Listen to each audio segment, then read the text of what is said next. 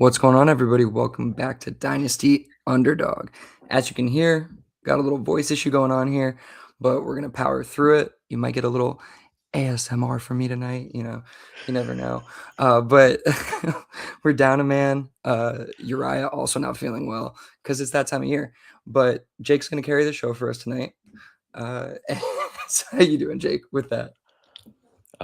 Great. I felt just the entire burden and weight of responsibility on my back. I was ready to take this on as a solo pod, but now that you're here, it adds an additional layer of issue that I don't really know how to work through. But yeah, no, I'm good. I'm good. I feel like this is one of those weird weeks where I think I'm trying to get ahead Mm-hmm. by taking a couple of steps back, I think, from the market. And yeah, I posted in the Discord a couple of minutes before the show. I sent out 14 different trade offers in one league today. I'm just active, man. I'm just active. I'm really trying to get my feet wet. When you say get ahead of the market, you mean ahead of your league mates and whatnot, or Yeah, I yeah? think so. The nano market or micro market of the league Mm-hmm. mates, but as well as what we're seeing in ADP, what we're seeing in KTC. I think Gotcha. just what I'm seeing also in the trade databases. Like, I'm looking to lose, like you've said this in the past, I'm looking to lose now to win later Mm-hmm. mentality, and really investing on some of my laurels that I'm trying to place down early in the off season. So that's kind of where my head's at. Yeah, fair enough. I've definitely, because I've been sick and a whole bunch of other shit, taken a little step back, but you're fully engaged. You're fully in it right now. You just went through a dispersal, so let's talk about that a little bit. So we're getting into dispersal disassembly. So have you ever done a dispersal before? Is this No, your first? dude. Yeah. I lost my virginity over the last few days to this dispersal. And honestly, coming in completely blind, I didn't have any preconceived notions, but it really did put a lot of emphasis on at least having some control or autonomy over the roster, which I thought was really neat.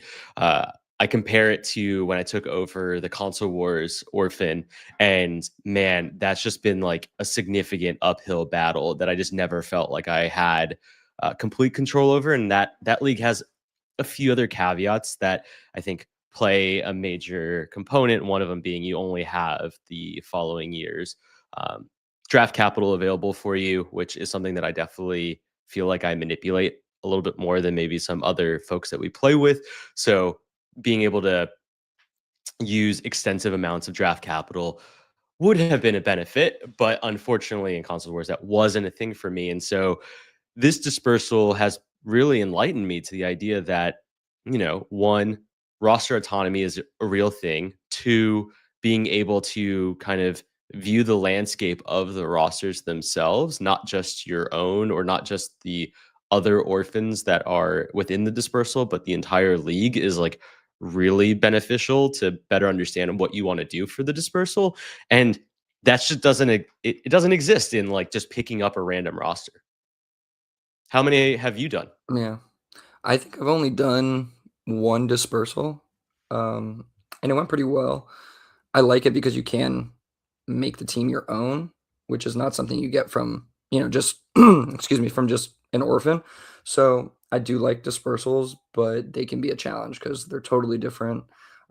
It's a draft with 2 people, 3 people, 4 people, depending on what it is, and so that's completely unique compared to a 12-team draft. So let's get into it. What were the challenges and differences that you faced?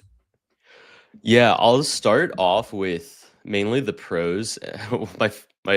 First pro, my first con are the same. I really love how the player pool is finite, and by having it as a pro and a con sounds counterintuitive, but having it as a pro is really just handling the idea that I know exactly where I want to hit the player pool. Having as a con is the fact that there are strengths and there are weaknesses to the player pool. So in my circumstance, there was a ton of running back and quarterback value. And with the way that I saw the pool itself, because it was so lopsided, that is part of where I wanted to attack the most. One of the other pros that I noticed was being able to eye weaknesses quickly within the build itself, where the build was prior to the dispersal. It's really interesting. Like when you're looking pre-dispersal at a roster, when you take over the orphan, especially on MFL, you really can see kind of like where you don't want the build to go, right? There's a reason why this became an orphan more often than not. I would say 99% of the time it isn't due to someone unfortunately passing away. It's usually because someone no longer thinks they're going to be winning any money anytime soon with that roster, right? Why'd you go there with it? It could be that life got busy. Jeez, Yeah, good point. insane. Good point. I don't know. That's why you're here to keep me balanced and at a good place, because clearly my mind wanders off into very, very disconcerting places. Dark places. Yeah. Cons, like I said, player pool is finite. The other major con is just smaller competition, meaning that there are potentially less advantages to take advantage of, right? My biggest thing when I went into this is that the person I was doing the dispersal with, I didn't know anything about them. I didn't know how they attacked the draft. I've listened to some of their content in the past. I've tried to dive into a little bit more of their recent content to see like who or what they've been talking about. And that was a little beneficial, especially when you are playing in an analyst league. You can kind of get the quote unquote upper hand on someone if you dive in a little bit deeper of to who they are. That being said, if they would listen to me, they would not have ever figured I would have drafted the way I did. So I think there's some benefit to that of being out there in the public, is the fact that you can kind of approach these drafts, whether it's a startup or a dispersal, in completely different ways. Like that's the greatest part about the game that we play, is you don't have to always be the same person. You don't have to play with the same strategy. And yeah, that's how I approach this one, at least. Yeah, I mean that all kind of makes sense. I think for me, like the best thing to do in that situation is to see how the other rosters are built in the league, especially the successful ones, because that will really drive, your roster build. So that I remember being in my dispersal was like I went ahead and looked at the top 4 teams from the last year, and I was like, all right, like what are they doing, and how can I, within this finite player pool, pull you know, those kind of assets out of there. So that was the most beneficial for me. How did you strategically kind of work through deciding, who you were going to select and how you were going to build your team out? Yeah, honestly, the first thing is exactly what you just said, right? I'll skip straight to my point three, but how are other rosters built? It was actually the first thing I did before I checked the scoring settings and the lineup Yeah. settings. Stupidly, I am so, this. Like all I care about is honestly roster builds. Like at the end of the day, the scoring settings should drive roster builds, is the way that I see it. And so should, keyword is should. And so I did pay a lot of attention to how the micro market was deeply impacted and kind of like the directions in which certain teams were moving. We talked a little bit about this league last week or maybe 2 weeks ago, where FF Tommy B, shout out Tommy Blair, had basically acquired Josh Allen to have his fourth elite quarterback to really go into a arms race build. And that's in this league, right? So understanding that that is in its own right in existence within the league format is really important. Secondly, we talked about his opposing trader, who also received, it was 3 or 4 firsts in that trade. And now they have exceptional draft capital over the next 2 drafts. Understanding that there's a singular build that now has somewhere between 7 to 8 firsts over the next 2 drafts is incredibly important to be aware of. So I took that, I added that on to understanding what the scoring format was with the lineup settings. In this current situation, to shout it out, it is a 12-team super flex, half PPR, no tight end premium, with 6-point passing touchdown. And It's like half of the that player pool is like useless. exactly. Like it really does make it really does make, man, like the majority of tight ends borderline, like just roster cloggers, majority of wide receivers, roster cloggers. And so that really became what I was trying to stay away from. Like I didn't care about what tight ends were available because clearly Brock Bowers, Trey McBride weren't going to be on either of the orphans. And if they were going to be sold for elite returns because those are the only difference makers. I think when I was looking at the warp curves for this league over the last 5 years, you're talking about tight end one still coming in almost an entire, I think it was almost an entire win below replacement of the uh of the running backs. Like, that's just exceptionally large gap, and that's not anything I wanted to get into. So keeping my minds there is really where I wanted to stray away from. The only thing I'll say for wide receivers that gets them a slightly bigger boost is that it is start three wide receiver. So you do need to roster them, but they definitely don't have as much of an impact as they would in, let's say, a true PPR league, especially one like ours, where you can have basically ultra flex in almost all of those positions outside of super flex. So pretty cool to see kind of like the alignment of rosters built with the scoring format, or I should say misalignment. Like there are definitely a lot of builds, to your point, that just are almost tackling the scoring settings completely, almost intentionally wrong. I don't know. It just feels like a really weird gap where certain folks are just resting on their laurels that XYZ player scores them points in some other league, and that's why they're going to roster them. So, yes, I basically went incredibly hard into running back and quarterback from the dispersal. I took that and then tried to see if there were any key holes in the format, which we just talked a lot about, which is really just straying away from wide receiver and tight end, unless there were individual prospects or available players within that dispersal pool that I thought were attackable at value, which I definitely did. And then lastly, I really wanted to aim for liquidity over scoring points. One of the biggest reasons for that was I wanted to enter strong trade relationships. I think that that's always greater than no trade relationships.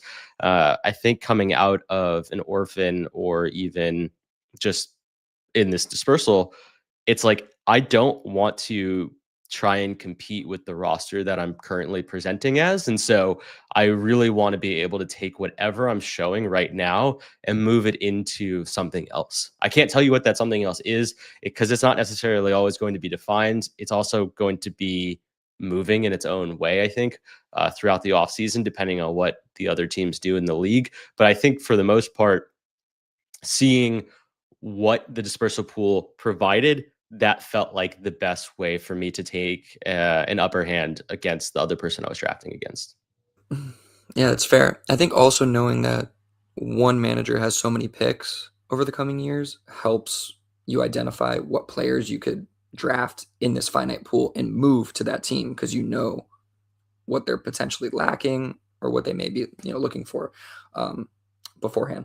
So that's really good stuff there. All right, so I mean, you mentioned your opponent, so a little bit different than a 12-team league where you have a bunch of people and you could take advantage of different people's strategies, all those kind of things.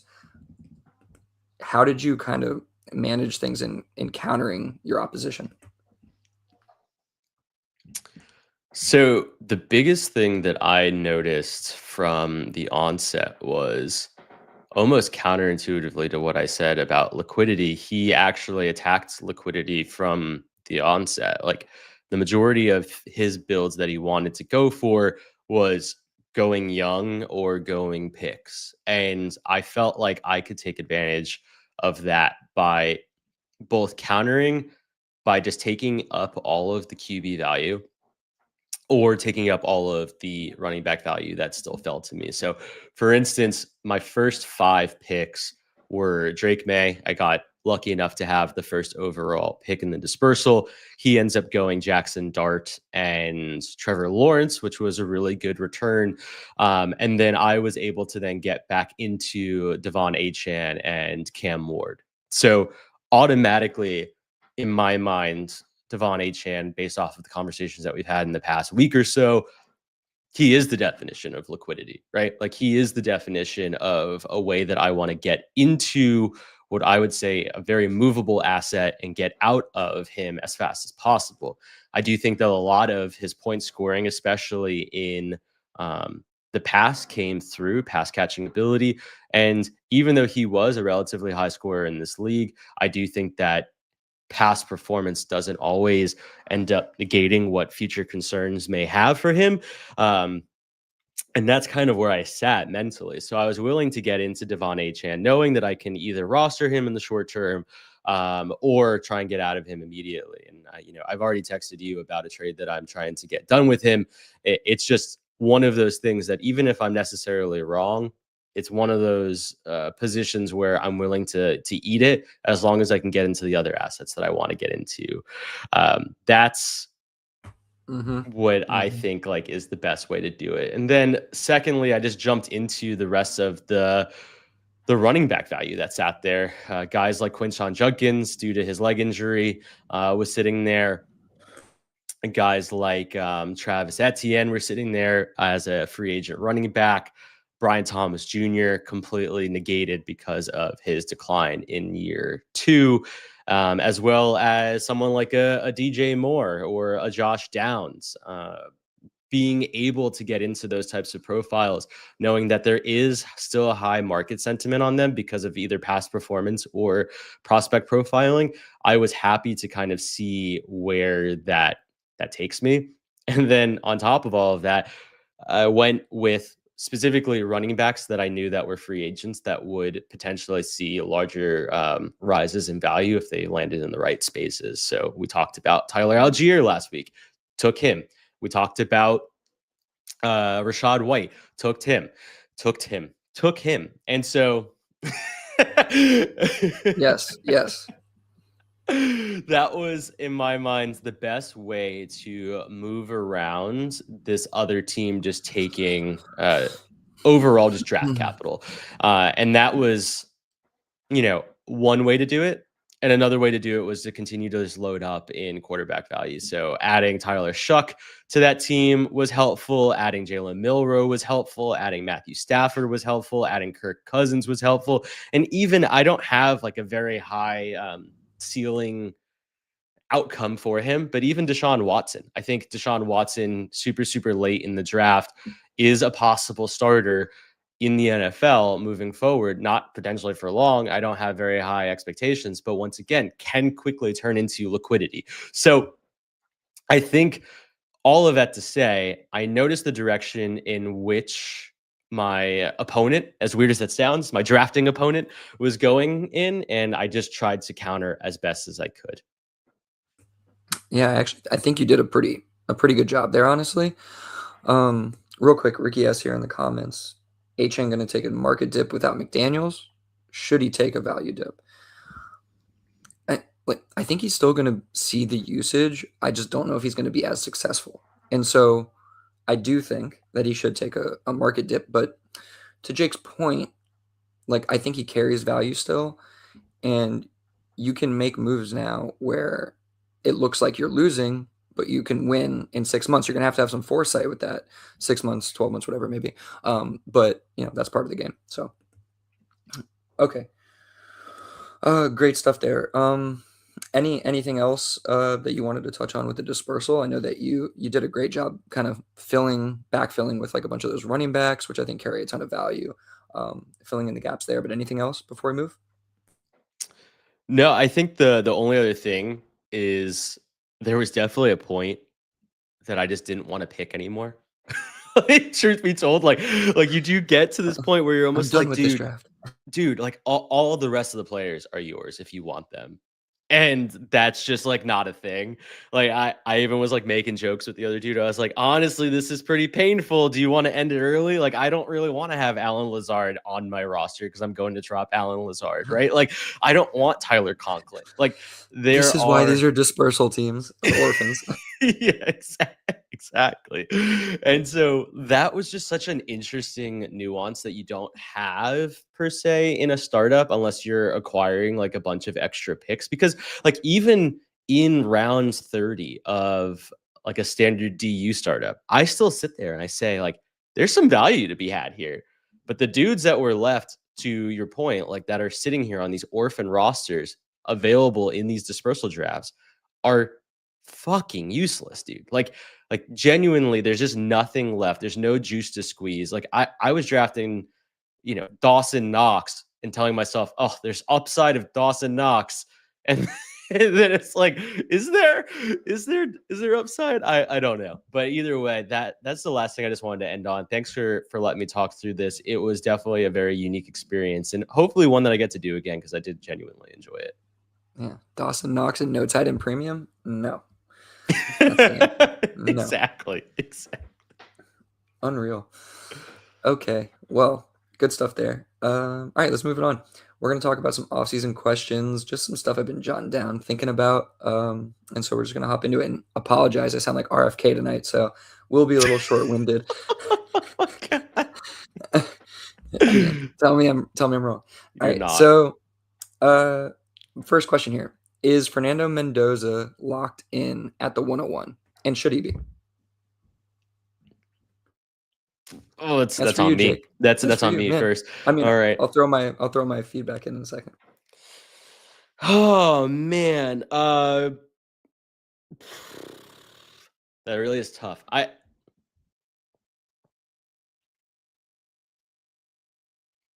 Sorry, I'm reading the comments and I get my brain completely shut off. Oh, sorry. I fucking hate the comments sometimes. I wish I just didn't have them on my screen. But I appreciate Amazing. you all for providing comments, even if they're about RFK. Amazing. Anyway, so I think that Mendoza is locked in at the 101, but I don't think he should be. I think that's my formal response. My issue is the fact that so far, based off of my few reviews of what I've seen, Jesus, my few reviews of what I've seen of the general class, I think I've watched about 14 players, not formally, is that is that I just don't really like the depth of Wow, this I did class. not catch that. That is a hilarious comment, by the way. Yeah. I just want to say. Yeah, that is a hilarious comment. But yeah, I would say that the top end of this draft still isn't even really that deep. And so what am I trying to look for? I'm really trying to look for what I think would be a difference maker. I think that there's probably maybe 1 to 2. And I just don't believe that Mendoza, from like a fantasy scoring perspective, will be that. I think he will be a very competent NFL quarterback. He almost reminds me of a Derek Carr esque like maturation of like being a solid quarterback, a pocket quarterback who has really strong awareness, relatively decent athleticism, but I just don't see like scoring upside to really be there in his play. And truth be told, I think he has a lot more of the intangibles that people are really excited about for an NFL quarterback that doesn't necessarily always translate to true points. But I do think that that doesn't mean that he won't be a one competent quarterback in the NFL and two successful in a fantasy format. I just don't think that he has that ceiling upside that you'd really be looking for the true 101. What about you? Yeah, I mean, definitely kind of there with you. It's like so Jeremiah Love, Makai Lemon, Carnell Tate, maybe Jordan Tyson, but like, is the outside of two or three of those guys, the upside might not be there with them either. Hmm. So it's like who's going to have the most value long term. And that's where I struggle with it a little bit. I don't think, I mean, it's very Cam Ward ish to me, right? It's like very Cam Ward in terms of like, Mm-hmm. you probably shouldn't draft him at the 101, but you probably shouldn't let him go past the 104 ish or something like that because he's going to maintain value pretty well. And so he probably shouldn't be locked into the 101, but I think he has a better case than Cam Ward did last year, especially given the class. Yeah, I completely agree with that sentiment, and I think that's a really like you're not comparing the two players because of play style. You're comparing more Mm-mm. so their impact more than anything else from a fantasy performance perspective, and I Mm-mm. completely see that, as well as they'll probably have the same fucking draft capital in the NFL. They'll most likely both be Yeah. the 101, right? And so this is probably the first time in quite a bit where we have back-to-back NFL drafts with two 101 quarterbacks that I would say are not true game-changing difference makers from a fantasy perspective. Mm. Caleb Williams, I personally saw that upside with him. You could have said that you also saw that upside with Jay and Daniels, and you could see that upside with Drake May, which is hilarious to say that we got all three of them in one draft. And yet here we are That two don't drafts happen in a often. Row. That don't happen often. It's pretty And crazy. it makes sense, right? Like we got absorbed of all of our superpowers in one draft. But There you go. in fairness, I think that from what I've seen of the rest of the draft class, I really just don't necessarily foresee anyone wanting to go into like Mendoza at the 101 just simply based off of point scoring performances. Oh, it's going to happen, I bet, quite a bit, let's be honest. But I get what you're saying. The Sharps probably won't. You're right about that. Sorry, I was just looking at this draft and I was just like, it's a pathetic QB draft. The next best Mm-hmm. QB is Ty Simpson or Carson Beck, depending, I guess, how you feel about things. But he's probably going to go in the second, third round, and he'll probably fall to the third round or something of the rookie draft. Might be a value at that point. Who knows? But just a very, very suboptimal QB class. So just be aware of that. And that's partly why Mendoza's being pushed up. And we have comment here. Haven't heard Mendoza at the 101. Heard a lot more love at 101. That's true for sure. I think all the rankings pretty much have him at 102 from what I've seen. So that makes sense. I just think quarterback and super flex, you're going to see that happen quite a bit. And I think Love's a good player. I'm not convinced he's near generational talent or anything like that. So, I Yeah. mean, I get why we have him there. I understand. I like these wide receivers. I'm just not sure if it's like slam dunk with that, with those, those guys. So, um, or any of these guys, which is why this draft class is what it is. So, okay, we can keep it moving here. Yeah. Good stuff. What do we got next? Okay, this was interesting. Christian Watson, 4th in yards per route run. Do we care?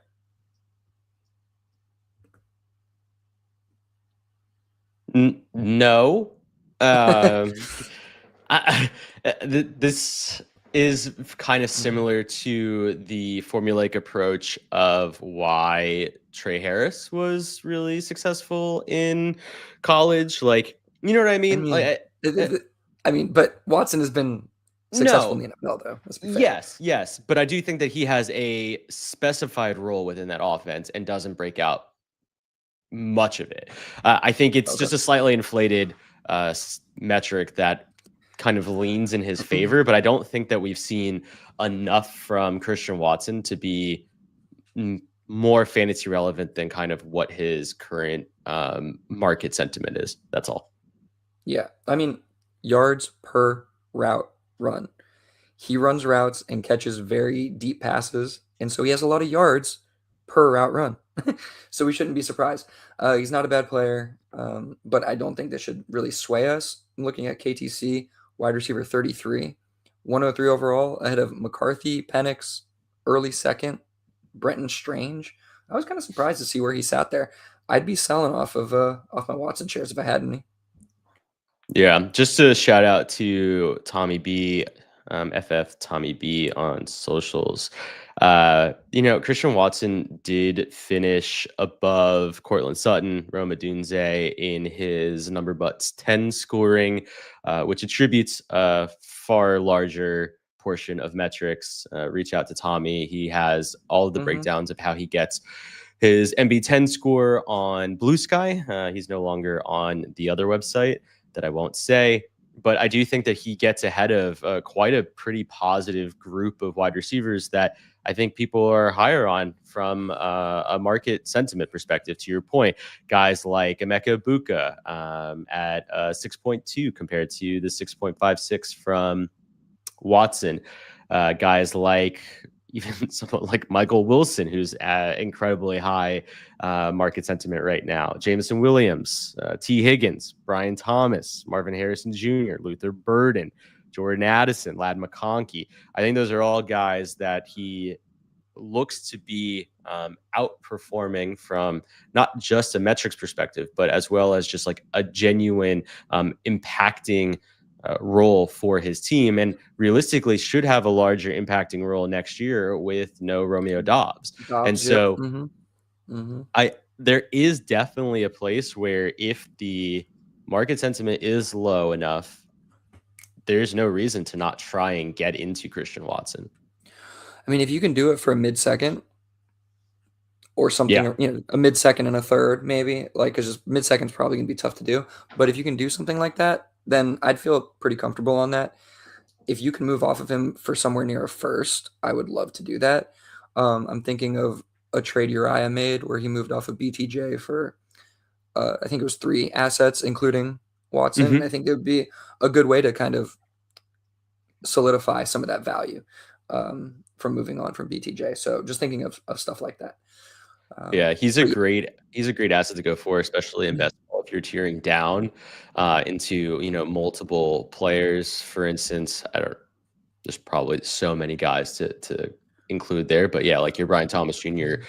Reference, I think like Watson plus another point scoring asset in a best ball format would be something that I'd be looking to do. YouTube comments, Ricky S. Watson in 2026 is fucking banging production for his cost value. Yeah, I thought he would be a little less valuable, to be honest with you. Like maybe I'm overstating his value because it is like early second, but yeah, again, like you said, I think for next year with Dobbs being out, he might really see an increase and he might be the guy. So yeah, it's an interesting situation that yards per out run definitely throws a wrench in things a little bit, but I like Tommy's number but score. It definitely encompasses all the things you want. So very interesting, but I definitely wouldn't hesitate to move into some of those other players Jake talked about. Yeah, definitely. Okay, moving forward here. Should we be concerned about Trey McBride? I say that because I saw this tweet. Not because I really think we should be, but hot take. Is it fair? But is it fair to view Trey McBride's 2025 season like an extended Brian Thomas Jr., Mac Jones type of connection? Jacoby hyper targeted McBride plus had a league high dropback rate. Odds are that doesn't happen again. I mean, I think there's some truth to that, but I also kind of think that Trey McBride continues to improve and continues to show that he needs to be involved at this kind of rate. So unless they're going to re-roll with Kyler again, which definitely would provide some concern, I have a hard time believing you're not going to see something similar. It may not be at this high of a ceiling because he was like far and away better than like most players, even like some QBs and stuff like that. He was insane in tight end premium formats. So yeah, that might not happen again, but I think we'll get something that's still tight end one material, So do you have any concerns given that kind of narrative? No, I don't. I just don't believe in the narrative as well. Like, I think we do this a little too often where we talk about targets going elsewhere to these other position players that Vacated targets. But like, yeah, literally vacated target, fucking jump in front of a moving bus. I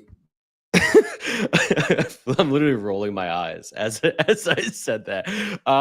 Yeah, sorry. That's really insensitive to anyone. Yeah. Anyway, I think like the biggest thing that I take away from Trey McBride and a lot of the folks who are poo-pooing him is really just not understanding the fact that he is legitimately earning those targets. Like we're talking about separation score. We're talking about the actual ability to define his own targets. I think he was up to what, like 155, 160 this year. Like this isn't just like Jacoby Brissett, like just like spamming a singular spot.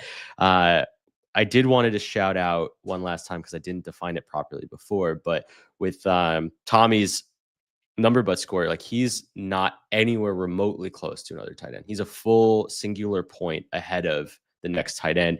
Number but score includes snap share, targets per game, yards per route run, first read target share, first downs per route run. And specifically for wide receivers, he did say that the difference makers are between 7 and 8 for his scoring. That's for wide receivers. Trey McBride is at like a 7.3 for this season. So, the dude is competing as if he is a difference maker wide receiver. And that makes a massive difference in the grand scheme of things when he is playing on both your fantasy football team, but also more importantly, your NFL team. There's no way that someone comes in and replaces someone like Drew Petzing. Is that how you pronounce it? Petzing, and doesn't have the same role, or if not, yeah, one of those. And if he does not have the same role, and if not, has a more impactful role. Not saying more impactful in the sense that it creates more fantasy points, but more impactful because there are maybe more primary targets in the red zone. Maybe that means that he converts more touchdowns, things like that, versus what he's currently doing this year. And yeah, to Ricky S's point, McBride earning targets, yes, but also Marvin Harrison Jr. earning his other teammates more targets. Yeah, literally. And the idea that there's this world where Marvin Harrison Jr., someone who we haven't seen just suck up targets, just doesn't fictionally just occur. Like that player needs to show excessive improvement over this period of time, which we can't show any evidence of. So like, why are we jumping to that conclusion? Like there were these like massive holes in the first 2 years of his season of his career that I'm just completely missing, and just can totally see a complete turnaround in year 3. Yeah, love that. Definitely agree. I know we talk about the number butts 10 score quite a bit, and it's not just because we like Tommy, we do, but it also has a very high correlation with points per game, fantasy points per game. So, very good thing to look at. He's done the regression analysis on it, and it looks pretty good. So, just something to point out there. We can keep it moving. Okay, next one here. Should we be, or not should we be, I was reading the wrong thing. What do we think of this recent trend? I got Ryan Heath here on the Twitter box. Fantasy wide receiver 2s completely fell off in 2025 when ranked by points per game, PPR points per game. The wide receiver 11 through wide receiver 20 all had their worst or second worst season since 2012. Any thoughts on this trend? Why? I mean, honestly, this one, I'll take a swing at it first, and you can tell me what you think. Sure. I've been throwing you under the bus quite a bit here. Wow, under the bus, in front of the bus, a lot of bus references. All right. So I was wondering if this is a little bit about like the pure progression thing, where teams are telling their quarterbacks to focus more on, if the progression is 1, 2, 3, just hit that guy if he's open and call it a day. So that's one thing I was thinking of. But also, due to the defensive schemes we've seen, we are seeing a lot of heavier sets, a lot more run game, right? And I think that's to punish those light defensive packages, right? So I think a decrease in pass volume over the recent years is also a reason. But just in general, I think it's kind of cyclical. So I think this will probably come back around eventually. But right now, this is the current trend. So it is something you need to know about and monitor so you kind of understand how players are being used. I also think that teams are targeting like not just targeting their wide receiver ones more, like first read target share. If I had to guess, this is something I wanted to look up, I will. But if I had to guess, it's up this year probably from last year.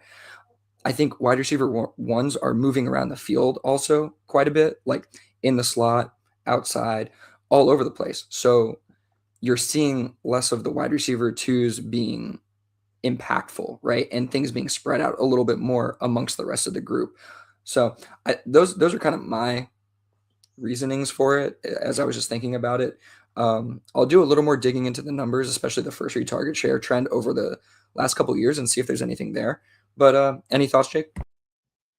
No, yeah, the only actionable piece that I took away from it, and honestly, just shout out to you because I do agree with almost everything you just said. So I don't really want to talk about the schematics or the things that we're actually seeing that are changing in the NFL, Mm-hmm. especially over the last 2 years, because this wasn't just a one-off year situation. Yeah, he said it was the worst since 2012, but you could see in the graphic, and we'll throw it up in the Discord afterward. You can see in the graphic that there's been a regression since basically 2020. So And there's COVID actually affected like all of ups us. and downs. There's ups and Yeah, downs too, though. There's yeah. lulls in it, like you can see it. But yeah, COVID. Yeah, You didn't let me finish my joke, you fuck.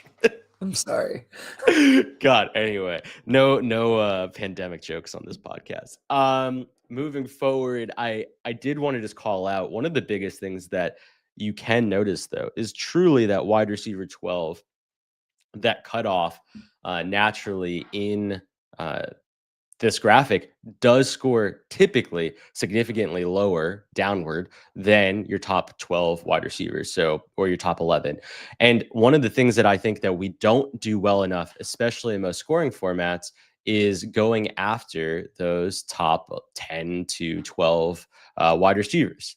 Better understanding who is going to be into those top 12 wide receivers is also part of the game to best understand who's going to fall out, who's going to come in. One of the things that I think that the Superflex Super Show does a really, really great job at, especially shout out John Hogue, is anchoring down on who is going to be those quote unquote infinity stones who are going to be making the differences in the following years. And, guys who have fallen out that then climb back in, someone like a Jackson Smith and Jigba this past season, someone the prior season or 2 seasons ago, like a Puka Nakua, someone like a Drake London, if he were to be completely healthy, would be those targets that you want to try and get ahead of. Malik Neighbors, if he's completely healthy next year, like those would be the situations that you want to get into because those are going to be the significant difference makers in any scoring format. Like that's the way that it works, right? Like even in this shitty half PPR dispersal that I was talking about, like if I can get into the players who are going to be making a massive difference, those would be the ones that I'm more likely going to want to roster, especially at my wide receiver 1 and 2, rather than try and fling together 3 wide receiver 2s just because I just didn't properly build my roster, right? Like that has to be the logic, is that I want to have the guys between 1 through 12 if I can. And if I don't, then I should just completely vacate that position and get those points elsewhere, because the variability from basically wide receiver 13 onward is just too goddamn high. And you're paying way too high of a price to get the what if factor. And that conversation has been going around town for quite a bit now. But I think even more so, Ryan Heath's graphic, I think, completely states that without him necessarily understanding the why. I don't think it's wide receiver 2s are completely falling off in the grand scheme of things. I just think that true fantasy producers, there's only so many elite ones in the current game. And given a lot of Billy's reasoning before, that's why they are the way they are. And that's why they're talked about the way they are. Yeah. If I had to guess, and I said this to you earlier, I think there's probably, injury to a wide receiver's quarterback or the wide receiver themselves this year has been pretty significant. And I wonder if Yep. that impacts things as well. I agree with you for the most part. I do think you want to be focusing on getting those like top 8 guys if you can. But I do think there are some values in the wide receiver 2 range. If you can get them at the right cost, they do have some good upside for fill-ins, because you're never, throughout a whole season, you're never going to be able to just start wide receiver 1s and running back 1s. Like things happen. So Of course. there, I'm probably getting off the point here, but yeah, okay, good stuff, good stuff. I think we tackled the why and some actionability on that too. Jake's point is good. Why are you rostering wide receiver twos? You probably shouldn't, or you shouldn't roster that many. You should roster only a couple, and ones with high ceilings. Okay, let's keep it going here. Year 2 in the horizons. Is Trevion Henderson overpriced, Jake? Looking at KTC, running back 7, 29 overall, ahead of Bo Nix, T-Law, Cooks, Nico, early first. I'm a Patriots fan, but that seems pricey. And Ramondre Stevenson kind of revived his career in New England. He's still under contract next year, if I'm not mistaken. It seems like this is going to be a thing for another year potentially. What are your thoughts? Yeah, it's not something I particularly want to be buying in at cost at. I am forever going to be a Travion truther. I do think and I do believe in his capabilities as a player. I just don't think that that necessarily is going to translate to this like ultimate fantasy asset that's worth this price. Like if I could sell Travion Henderson straight up for Jalen Hurts, which I don't think I can, but if I could, I would. If I could sell Travion Henderson straight up for even Tyler Warren, Bo Nix, Trevor Lawrence, like all of those guys, even Travion Henderson for James Cook with a plus on top, I would do that. Travion Henderson for Brock Purdy. I'm sure Jay will probably chime in at some point. You gotta get a plus on that one too. Come on. Yeah, sure. That's fine. The plus is 50 fab. Okay, I'll take the plus. Like even Colston Loveland, there's just players there that I think have more impact from a fantasy perspective that don't have the same baggage that looms over their heads. Ramondre, to your point, his potential opt out would be in 2027. So yeah, he's paid next year. It's a it's a $7.6 million cap hit. He'll be on the team no matter what. He ain't going nowhere. Like Vrabel loves the guy. He's even through the lulls, the fumbles, he's always been on. We need Ramondre to be who we want to be. So yeah, I mean, I'm concerned. I'm right there with you. I think he's overpriced as much. You and I are both truthers. We're Henderson truthers, but I think you got to explore selling him at this point. Agreed. Jay, I love not that. taking the bait. Just gonna leave you there with your Brock in your hand. That's actually really good. That's really good stuff. Okay. All right. Excuse me. We have one more here. Are we worried about Burden? Combined 9 for 81 in the last 3 games after going 8, 138, and 1 in the game prior against the 49ers. Again, you got some 2 people who like Burden. I don't know if we're both Burden truthers. Jake probably closer to it than me, but or maybe you're the Odunze and Burden truther. I don't know. I just love every wide receiver on that team. Yeah. Except for DJ Moore, who basically is no longer on the team anyway. But yeah, with I guess what we've seen here with Burden, how are you feeling about it? Are you concerned, or are you going to take this as an opportunity to kind of try to buy in? Man. Yeah, I think if there's any market sentiment that's negative based off of his past 3 performances, 2 of which were playoff games, like I'm going to take advantage of that.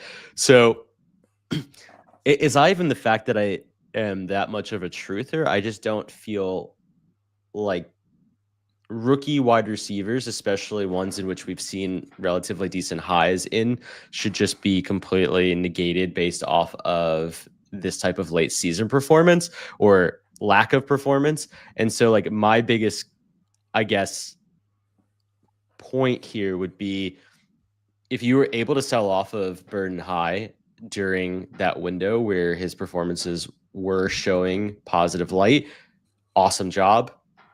Because I do think that you're going to now have to wait until the following season at some other point in time to be able to do so.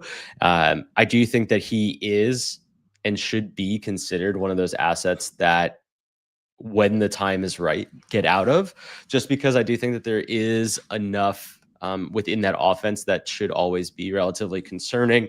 I do think that, the 3 general viable options You got Yeah, the Loveland, general him, scoring yeah. profiles of all three are just insane, right? So Mhm. I just don't need to like own an overzested uh Zested. Oh my god, that's yeah, amazing. He's zesty. an overzested asset like Luther in that situation. But I do believe in the talent. I truly do. It's not something that I'm trying to sell off of light, but like if I can get anywhere near like 2 first, not saying that you can do that now or 2 weeks No, ago, yeah. but I do think that there's a trajectory where that is available. I'm more than happy to do that and then re-roll into something else. All right, can we use overzest? Like, can we use overzest like every pod now? Because that is amazing. Like that needs to become our thing. That's amazing. All right. What I do want to say though about Burden, because like I do agree with you, Jake. Like I think his value is going to rise again. So he's sitting here around like Jameson Williams. I mean, I like T Higgins. Don't get me wrong. I'm just wondering if you could maybe get a plus on him for some of these guys Hmm. that he's sitting around. And so if I can get Burden for a plus in one of those kind of deals, as much as I love Higgins, I'm probably going to do that. And then I'm going to hope I can get out for two-ish first plus some premium capital. So I think that's the goal. That's what we should be doing here. So I guess we're not so worried about Burden, but we aren't as high long term just due to the situation. Like, is that I wonder, is that because like we think Odunze is going to be the de facto one and he's going to be more gadgety, or is it just because all of them are going to be distributed, targets unevenly per game? You know what I mean? So like who do you want on this team, I guess is the question. And like who are Colson you Loveland. comfortable with long term? Yeah, me too. I agree with that. Yeah. Yeah. I think Colson Loveland is going to be the most consistent scorer on the team. I think you're going to get, I think we talked a little bit about this last week, but in my mind, the way I see it is Odunze will be the more possession type receiver that will have basically broken coverage type scoring. And then Burden will be the explosive play guy who will either catch, like a 10-yard in and beat a defender with his feet and then score, a 75-yard touchdown, or he will just be someone that will probably get spammed a lot at like 10 receptions for 75 yards and not score a touchdown. So like if you're capable or understanding of like what those roles actually impact in your individual league setups, then I think that's the direction you need to go for. But I do believe that Loveland will probably be the most consistent point scorer of the three of them. Yeah, I'm right there with you. Real quick here. Ricky S. The secret sauce is load up on Rome with the Burden hype clouding judgment. I mean, right now Rome is definitely down from where he was, but he's valued higher than Burden is currently at wide receiver 16. So there may be some ways to get in on him for sure. I guess I'm just not super clear on what those ways are without giving up some pretty serious capital, which you may be okay with, but this is what I'm looking at. Okay. Good on that, Jake. You have anything else to add? No, yeah, I'm good on it, but I'm also sad on it because I have Loveland, I have Odunze, I have Burden all over, It's and I have a lot of illuminating. shares of each of them. So I Yeah. hope for all of their like my brain can't work. Cumulative success is what I'm looking for. Like I want it Yeah. across all of the board in every single place. I'm expecting, 400 yards passing in the air from Caleb Williams on a weekly Every game. basis. Every game, 3 touchdowns, each one to a different receiver, not Olamide Zaccheaus. Yeah, it's going to be really interesting. Yeah, we're going to have to keep a real close look at how they decide to scheme things up early on next season to really know what they're going to do. But I agree with you. I think Loveland's kind of like a staple with volume probably going forward. And then it's going to be kind of judging how the other two get it done. But the good news is that both Odunze and Burden, like, not that Odunze is explosive like Burden is, but both of them like can hit big plays. You know what I mean? Hmm. And so it doesn't necessarily need to be 8 for 138. It can be a lot less than that. So I think there's opportunity for it. And Caleb's pretty solid, and that offense is going to be really solid going forward. So you're going to have at least two options every week that are probably going to be solid. It's just, picking which one and making sure you get into these guys at value. And so with the Rome conversation, that's where I kind of take a left turn. I'm trying to figure out how to get into him because I do like Rome. I do like it. Okay, let's keep it moving here. Trades, non-trades. We got 4 of them. A couple DU trades. Let's do it. DU2. Daniels for Stroud. Did I not see this happen? How long ago did this happen? Holy fuck. This All right, was sorry. last Wednesday. I feel like I missed this one. Wow. All right. Oh, no. I think I remember this. All right. Daniels. So Jaden Daniels for CJ Stroud, 104 and a 28 third. Yeah. I mean, I get how somebody would go for that package. Man, I'm just, even if Stroud didn't have the concerns we just saw in the playoffs, I still would say Jaden Daniels just because of the upside with the rushing and everything. But man, you got to be concerned about Stroud now. You just have to. New coaching staff.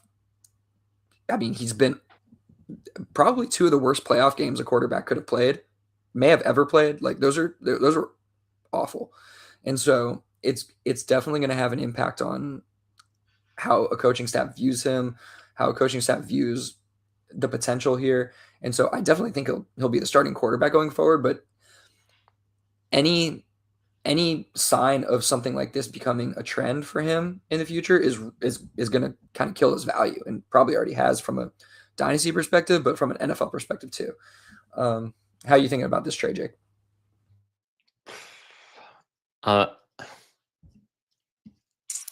Man, this trade when it went through was one of those where it just like it really broke my brain a little bit because I just don't think that it just doesn't make sense for like the general builds in which this person has. And like I get the idea that you're tearing down and trying to get into quote unquote like higher end, like a higher end pick.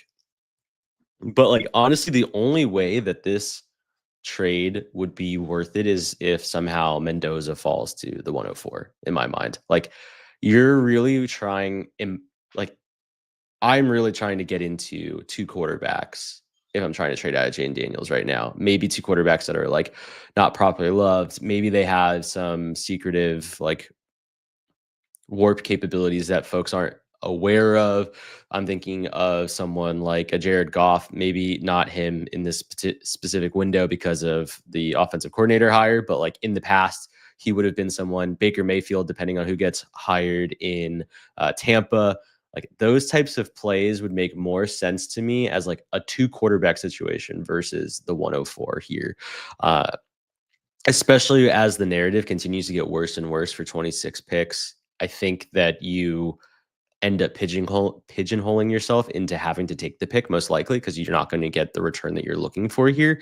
And you just get out of the highest, in my opinion, the highest fluid asset, which is Daniels. And that's where my concern is. I don't even think that necessarily Jane Daniels is someone that I necessarily like want to buy in on completely from like an elite asset perspective, but the market still accepts him as such. And therefore I want to keep it at Treat terms him with that. as Yeah, exactly. treat him as such. Yeah, for sure. And I think you just gave this person the roadmap. Go and move that 104 and the third and a second or whatever to go up to 102, or move the 104 for Brock Purdy or something. Like, see if you can get something like that done and fix this, right? Like, make it work, because this doesn't have to be it. You don't have to just sit here and be like, oh, I fucked up, or I'm not going to get the value. Like, you can make it happen. 104 is a solid pick. It's not, don't get me wrong, we talked about the draft class, not the best, but you can make it work. And so I think that's what needs to happen for this trade to work out for that side. That said, I will say on KTC, that side wins. So the CJ Stroud side, not surprising. Anyway, all right, next one here, DU2, Terrence Ferguson for 28 second, 27 third, and 28 third. This is a Jake trade. I mean, I don't like. I get it. Again, another one where you're like losing now to win in 6 months. I mean, Ferguson has actually been on the uptick a little bit, and who knows, we might see him continue to play well throughout the playoffs here. But just seems a little high for me. But it is a 28 second, pretty far out in a couple thirds, so I can accept it. It's not that bad. It's not that far off. Yeah, there are a lot of caveats to what Terrence Ferguson can be moving forward, and I think the biggest one that has been impacting Puka Nakua's market value has always been what happens if Matthew Stafford isn't there next year, right? And I do think that that is a concern for Terrence Ferguson because what I am replaying in my head is most realistically going to be the slow regression of Devontae Adams. And what we have seen is Terrence Ferguson's uptick in specifically red zone targets. And that's why I really wanted to get in on him. I do think that, especially in tight end premium formats, we've seen how touchdown fluctuation has a really positive regression towards market variability and liquidity for tight ends, especially when they are scoring touchdowns. And so I really wanted to try and get ahead of it. The way that I saw this was, at worst, I can probably sell Terrence Ferguson for the same as like what a Jake Ferguson goes for, not because they have the same name, but because I do think that that's probably what the market will see him as. Not because they have the same name, but I do believe that that is because he doesn't have all that much added to his game where he will be 2 seconds. And maybe that's what the bottoming out is for this offer. But I do think that the upside, though, is probably somewhere in the late first to even mid first range if it all makes sense in this offense. It's kind of like the Gadsden range, right? Like Yeah, the Rondé exactly. Gadsden thing. Yep. Yeah, that name is fucking up my voice right now, so I'm not gonna do that again. But I do want to say on the Stafford thing, and like maybe McVay goes when Stafford goes, and maybe everything gets blown up. But I kind of feel like that's unlikely. Either way, the Rams, I feel like, have proven that they're willing to go get a guy. I don't think that if you have this roster and no Stafford, they're just going to sit there and start. Who's the backup? I forget what his name is, but like some Stidham or something like that. You know what I mean? Like that's not Yeah. what's going to. They're going to go out and probably get an established veteran guy who can perform pretty well in this offense, and I'm sure they'll draft a guy too. But they're pretty big about like spending and going and getting a guy who's established to do this thing. And not, in general, like they will use their picks, not just for quarterback, but for players in general. And so, yeah, I'm not too concerned about the quarterback thing there, just given the structure they have. Okay. DU3, the 3.05, 3.07 for Tyler Algier. Money, meat, mouth. Yes. And I agree on this. I mean, we've talked about this extensively. He can rise up to a second round type pick, maybe even higher than that with a starting role if he gets out of Atlanta. And even if not, it's okay. He has a pretty good role there, and you could probably get out for a second anyway. So I'm good with this. I love it. Any extra thoughts, Jake? No, it was just one of those where I wanted to say I did what I said I would do on the show and I made it happen. And I think that's the biggest thing is that I I'm not doing it for the performative perspective, but like I really want to make it known that we, especially on this show, we speak the things that we talk about into existence, or we talk back based off of our own experiences. And I do think that too many folks, when they host podcasts or shows, they just say shit and they say like this is what the market will do or this is what you should do, but they're not actually doing it on their builds. They're not actually doing it on their teams. And this isn't a like I think I'm better than those other folks. It's just I really want to make it clear that the things that I try and recommend are things that I put into practice. And this was another one. Will this potentially come back to bite me? Probably not. Like the 305 and the 307 for Tyler Algier, I'll never think back to myself like, oh my gosh, like I completely fucked it up, even if that person hits on both those picks. Like this is just really sound process for me. And this is part of my strategy in this game.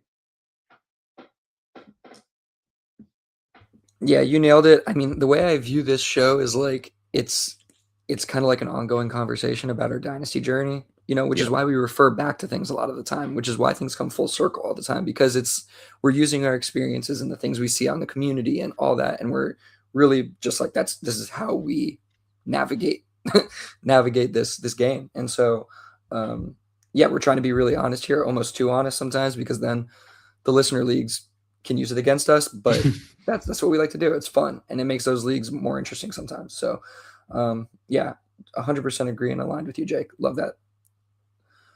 Last one here, Discord trade. Jalen Hurts for Ward, Trevion Henderson, and Golden. Cam Ward, Trevion Henderson, Golden for Jalen Hurts.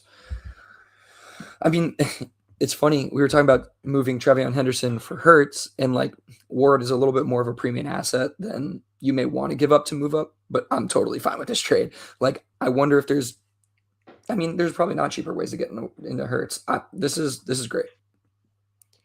Yeah, I agree. I do find that when we think through the KTC rankings, they're not always the most beneficial, like one to one of like what we would actually do, because this is a prime example of being able to add almost a first and a half on top of Travion, and we're saying to ourselves like, this is a smash, right? And I'm not saying that that's wrong. I'm just saying like that's what's wrong with KTC, and it also shows how there is so much market fluctuation where if you put this trade together in KCC, it's probably like a 5,000 or 4,000 point gap between those two sides. And therefore, it looks like a smash for the Ward Travion side.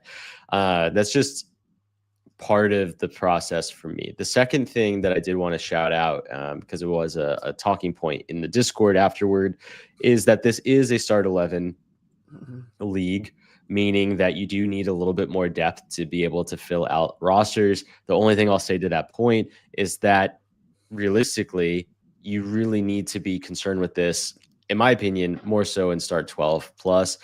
Start 11, it is important, but the scarcity doesn't really exist unless the league is just completely dead. That is always going to be a problem. But if you're able to make trades like this into Jalen Hurts, I think that the league is probably pretty fluid with regards to most of the assets. Yeah, and in the end, if Ward and Golden stink, does it matter if you have depth? No. So you want to get into the premium asset to make sure that you can, if that premium asset is covering other points, you can manage the depth better. Is kind of the point. So that's how I'd be viewing it personally. And to your point, KTC 11,000 on the Cam Ward side, 6,000 on the Hurts side. Yeah. Did I say? I'm sorry. By the way, that's just Cam Ward and Henderson. I didn't add Golden. Damn. Golden crazy. Makes it 14,000 to 8. So it increases the adjustment on the other side. Yeah. Yeah. Okay. Good to know. Yeah. Still, your point is well taken and proven there, to be honest. Okay. I think that's all I got. That's all my voice can handle. I'll spare you the RFK voice. We really appreciate everybody in the comments. I think I scared all the listeners away at this point. Thank you, everybody, for joining through this challenge. Jake, thank you for sticking with me. Like, I know this was probably tough to listen to, but we did our best. Catch us next time. Hopefully we'll be at full health, and we'll go from there. Follow us on the socials at Dynasty Underdog. Catch you later. Peace out, B.